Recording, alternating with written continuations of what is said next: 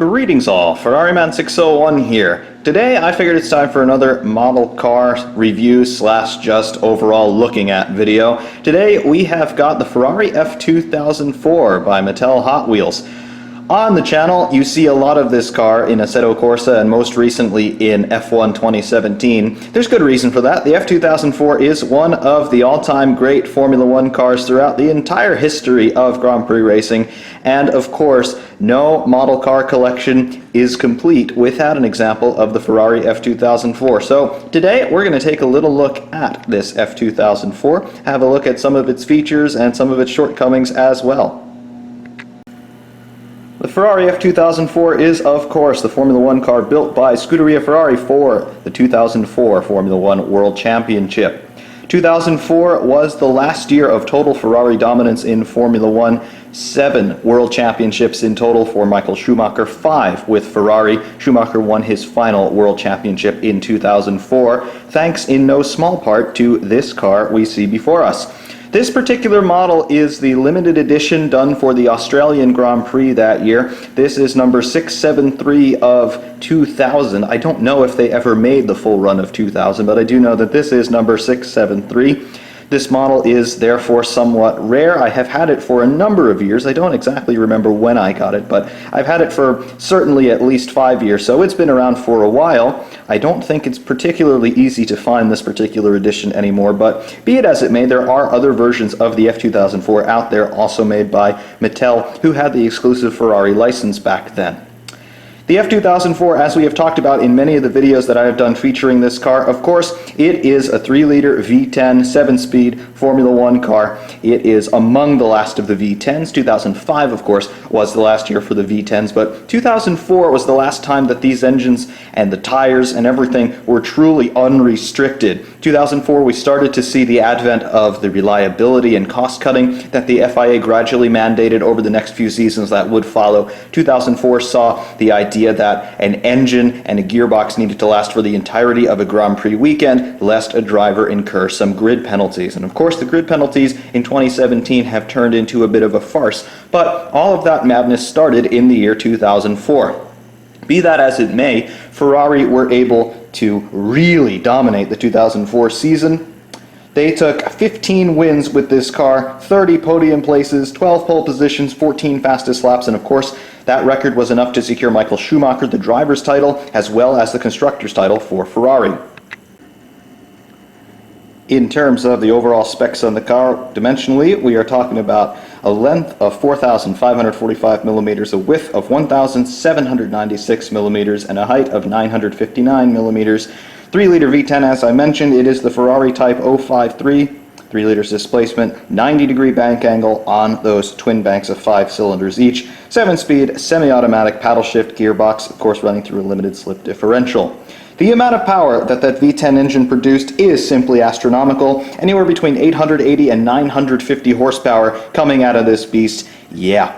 These are the fastest Formula One cars ever. They are even faster than 2017, although 2017 would be faster had they the ability to run unrestricted. Despite the 2017 cars being very impressive in their own rights, yeah, nothing really compares to these 2004 machines.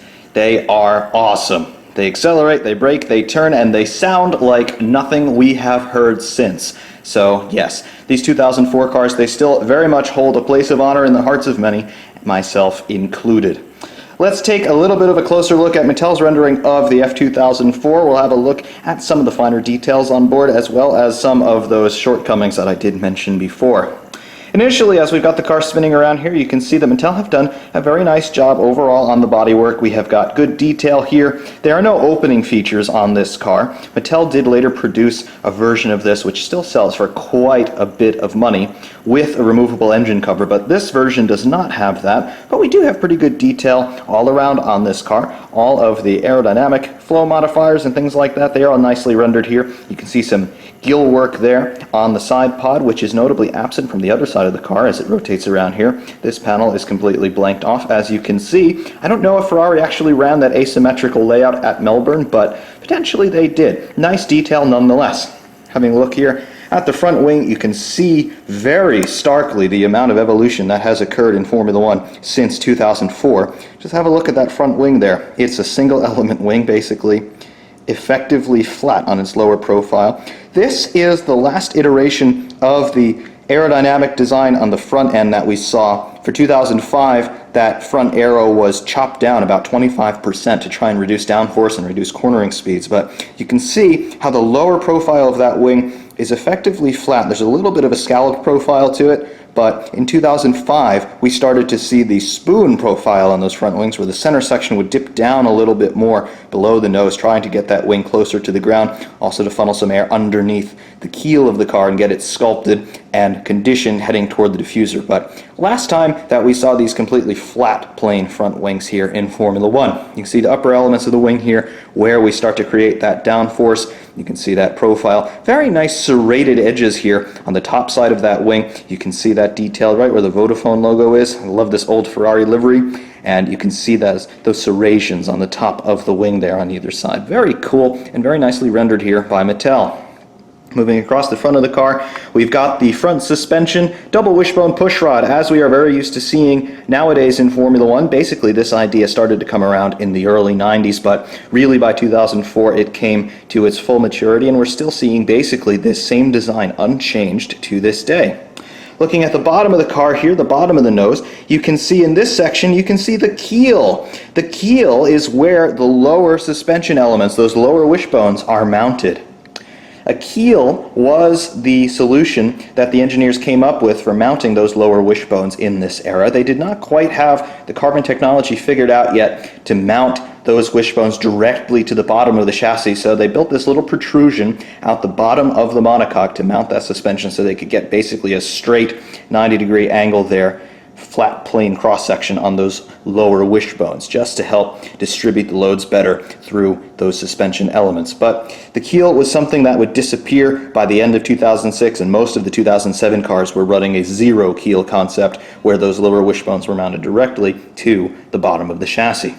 Looking across the top side of the car, you can see all of the antennas and the air intake there just for some driver cooling. Very nicely rendered, I must say, considering what this model is. Very cool.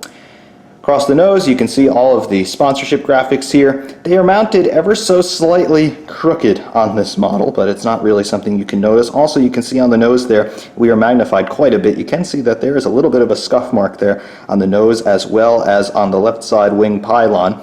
Not entirely sure what caused that. That's been on the car since I got it, so whatever that is, it's something that came from the factory, so be it. It doesn't really detract from the overall appearance of the model all that much, in my opinion.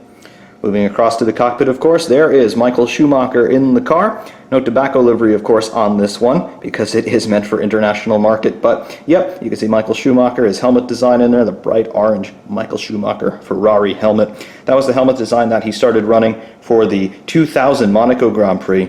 But, yep, that became synonymous with Michael Schumacher and winning the World Championship. We can start up the rotation again and have a look at the side-on detail of the car. We can start to talk about the midships bodywork with those gigantic barge boards, as we can see here. We talked about this a lot in the Assetto Corsa reviews of this car, but you can see it in the flesh here on a physical representation. I always like these models because they are physical objects. They're tangible. You can pick them up, you can hold them, you can really feel for yourself what was going on here at the time. You can see the barge board design.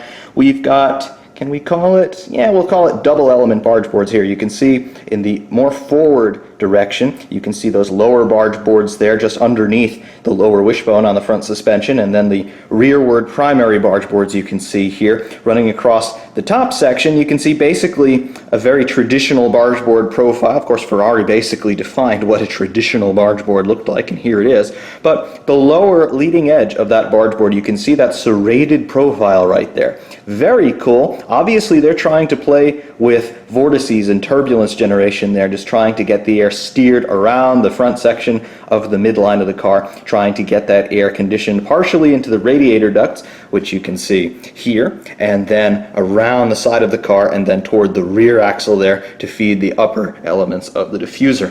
Very, very cool. Moving down the side pod here, we mentioned those gills cut into the right-hand bodywork on that side pod, very nicely rendered there. Additionally, you have the little flow modifier, turning vane, whatever you want to call it, in this section, just forward of those scalloped spoon sections over the rear tires. Just trying to cut down on the drag and the turbulence that having those rear tires floating around in the airstream does generate. Very, very cool. Rotate a little bit more and have a look into the cockpit. Can't really get much light into the cockpit here, but we can zoom in a bit closer and we can have a look at the decent steering wheel detail. I mean, nothing too tremendously outrageous, nothing really over the top in terms of that cockpit detail, but you can get the steering wheel in there pretty nicely if the camera will focus. There we go. And you can see we've got AMD decals on top of the steering wheel there. AMD, of course, a computer company, and they were very involved with Ferrari's championship effort in this era, and I believe they still are to this day. Additionally, you can see the AMD decals there on Schumacher's helmet. Very cool. And then, of course, you have the name Schumacher and the Ferrari logo right there on the driver's headrest. Very nicely rendered, as well as the little wreath here on the side of the snorkel. That is something that Ferrari put on all of their championship-winning cars, and for the next season, after they have won a world championship, they have that logo on the car as well, commemorating the previous year's championship success. Additionally, here you can see the little E decal there. That is the emergency electrical kill switch for the marshals. If they needed to run up to a stranded car and shut it down, they could pull a little ring that would be connected there, and that would shut the car down. Moving toward the rear section here, we can see the rear bodywork, that shrink-wrapped Coke bottle bodywork, and you can see the two exhaust ports here coming out of that 3-liter V10 engine. You can definitely see that we've got ourselves some aero design trying to blow the beam wing, this lower element of the rear wing, as well as trying to blow those upper rear suspension wishbone elements. Those upper wishbone elements on the rear suspension, of course, those are technically suspension parts, but a lot of teams started to look at the suspension as a movable aerodynamic device as well. Ferrari, of course, were the biggest exploiters of that idea. So yeah, you can see here that Mattel have rendered some heat-sensitive stickers on that suspension area, just so that the team could monitor what the peak temperatures were for all the suspension components in that point, because of course the exhaust flow coming out under pressure and at very high temperature would heat up that carbon very, very severely, and of course carbon not known for its heat resistant properties, so they just want to monitor temperatures in that area. Of course, the overall idea of this is to try and get airflow onto this beam wing section down here. You can see the profile of that beam wing. It is not a straight plane by any means. It does have a somewhat negatively curving profile, in other words, curving up from the ground ever so slightly. That is to create a little bit more downforce there, in addition to what you're getting from the main profile here on that rear wing. Additionally, down here you can see the diffuser on the car. Very large diffuser in this era, very complicated as well. Not the best lighting down there, I do know, but you can get an overall idea of the proportions and the overall size and layout of that diffuser. I'm calling it a triple element diffuser. Of course, that gigantic central tunnel there really accelerating the airflow out from the underneath of that car, but you've also got these very intricate strakes coming down from the top side of the diffuser through the tunnels there. Just in this area here, you can see those strakes coming in. Very nicely sculpted and very nicely rendered here by Mattel. Rear suspension detail, of course, double wishbone push rod at the rear as well. Tire detail on these Mattel models usually leaves a little bit to be desired. They are effectively new tires on this thing, of course groove tires in this era, but on Mini Champs models and Exauto models, for example, the tires are scuffed on those models that give the appearance that they've been scrubbed a little bit, that maybe the car has done a couple of exploratory laps out on track. Here, these Mattel models, the tires are all in absolutely perfect, pristine condition, as you can see. Makes the car look like it's sitting on the floor of a showroom rather than sitting in the pit lane at a racetrack, but alright, I can deal with it. It's certainly an authentic enough detail for my liking. Looking around at the front wing, I mentioned that there are a couple little faults on this car. Here is one of them. Looking here on the left side of the front wing main plane here, it's the right side of the screen for us. However, if we can focus, you will see, there we go, you'll see there's a little bit of an imperfection here just in the upper right hand corner of the wing from our vantage point. This area right here, it looks like just a bit of over application of the paint coming onto that end fence there. I'm not entirely sure what it is. That's always been on the car since I've gotten it, so Yeah, it's a little bit of an imperfection, but again, I'm not trying to be very picky here, just trying to be objective in terms of what you get on the car. Looking at the other side of the wing, you see no such fault, so obviously that is a little bit of a defect, but it is what it is. In terms of the geometry of those front wing end plates, you see that they are very complicated, but they are also very true to life. That inverted U-channel at the bottom side of the end fence, and then as we go up on the wing, you can see those two supplementary winglets on the extreme outboard side of the wing. Very cool, very, very nice. Looking at the wheel detail, looking here on the front axle, you can see the blue wheel nut here on the right side of the car, indicating that the threads on this side go in the opposite direction of the threads on the other side. Inside there, you can see that there is just a hint of brake caliper detail in there. Again, these Mattel models, they're a cross between detail and budget, so you're not seeing removable wheels or anything like that on a car like this. But yeah, it is sufficiently detailed. The geometry of the wheel itself is very nicely recreated, and there's nice sidewall lettering there on the side of the tire. So pretty cool. On the rear wheels, you can see a deep dish profile. You can also see there's a little bit of brake caliper detail in there. Very nicely rendered, I must say, considering the price point of this model. This was not one of the more expensive ones in the day, and today, the only reason the price of these has gone up a little bit is because this is one of 2,000. It's not because the model quality is really indicative of having a higher price point. It's simply supply and demand in a case like this. The other side of the car, you can see the wheel detail there. Exactly the same, except that we have red wheel nuts on this side. This is also true to life, again indicating that these nuts are threaded in the opposite direction as the ones on the right side of the car. But yep, you can see very nice detail in there in terms of the wheels. They have a very nice silvery finish on them as well. Of course, they are trying to emulate the finish on those. They would be magnesium wheels just to control the weight. Also meant that if a tire blew or the car made contact with a concrete barrier, you had a lot of sparks. So really cool detail there on the wheels, I must say. We mentioned no opening features on this car. That is true, I'm sorry to say, but these cars, they're really just meant to sit and be admired, and that's exactly what this one is doing right now. Like I said, if you're going to be collecting model cars and you want to focus on Formula One, you have to have a Ferrari F2004 in your collection, and that's what I was thinking when I decided to buy this one many years ago. And yeah, it sits and it looks pretty, and that's what it does. I do have to say though, the reflections we're seeing now on that paint from some of the sunlight coming through the windows here, very nicely reflective. It looks very, very nice. But generally, that's a quick look at my F2004 by Mattel Hot Wheels. This is the Australian Grand Prix limited run for this car. Very, very nice, and you've got to get one of these. Not necessarily this particular edition, but if you do find an F2004 model, yeah, definitely have a look at it because you need one if you're a Formula One fan. Until next time though, thank you all very much for watching. Ferrari Man 601 saying thanks, and we will see you soon.